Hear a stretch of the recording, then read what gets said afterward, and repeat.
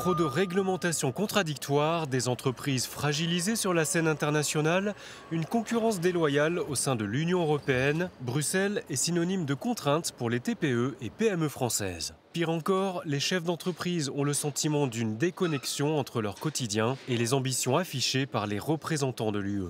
À moins de 3 mois d'une nouvelle mandature au Parlement européen, la CPME publie son livre blanc sur l'action économique de l'Union européenne. Une centaine de mesures pour un nouvel élan européen fondé sur une stratégie économique cohérente qui n'entrave pas les PME. Sans Europe, nous serions bien seuls au monde. Donc nous avons besoin de l'Europe.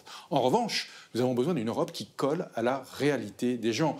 Ce qu'on appelle, nous, la culture PME et ce qu'on pourrait appeler le bon sens paysan. C'est pour cela que l'idée que nous défendons auprès des instances européennes déjà depuis plus de 2 ans et que nous défendons aussi au niveau de la France, le test PME nous paraît un des éléments importants à infuser dans les décisions européennes. C'est tout simplement de se dire, avant qu'un texte soit déroulé, qu'une norme soit publiée, eh bien, qu'on fasse une expérimentation dans chacun des pays, dans les 5 grands domaines d'activité qui composent l'Europe et qui composent aussi l'activité économique de la France, l'agriculture, les services, l'artisanat, le commerce et l'industrie, pour voir si c'est compatible avec la vie d'une entreprise. L'idée fait son chemin en France. La CPME continuera de la promouvoir à l'échelon européen. Stopper la surréglementation, concevoir une politique environnementale PME compatible, adapter le droit du travail aux spécificités nationales, les propositions pour relancer la croissance des PME sont nombreuses. Dans cette entreprise du secteur du luxe, le dirigeant pointe du doigt 2 projets en cours. Le règlement déchets-emballage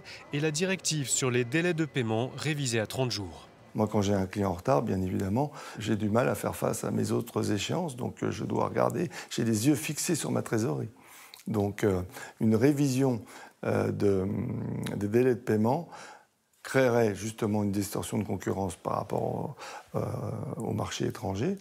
Mais aussi, ça pourrait créer une incitation des grands donneurs d'ordre d'aller faire travailler des entreprises sous-traitantes à l'étranger qui ne seraient pas soumis à ces délais de règlement. Le règlement sur l'emballage de l'Union européenne est une autre problématique. Nous fabriquons des écrins qui vont avec les bijoux, qui vont avec des montres, et on pourrait être considéré comme un déchet.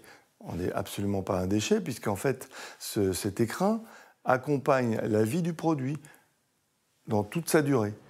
Côté emploi, ce fabricant d'équipements et concepteur de salles blanches note l'incohérence entre la volonté européenne de réindustrialisation et le manque de spécialistes formés.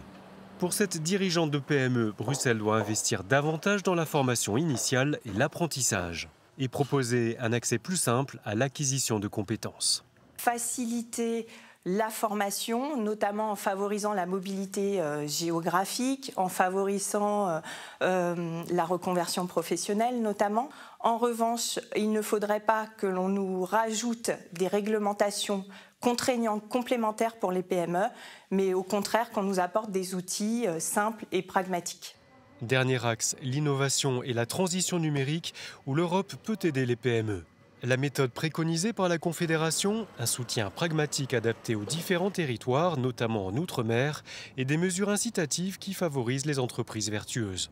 Les nouveaux eurodéputés pourront s'emparer du livre blanc de la CPME le 10 juin prochain, le lendemain du scrutin européen. Pour les candidats à l'élection, c'est dès maintenant.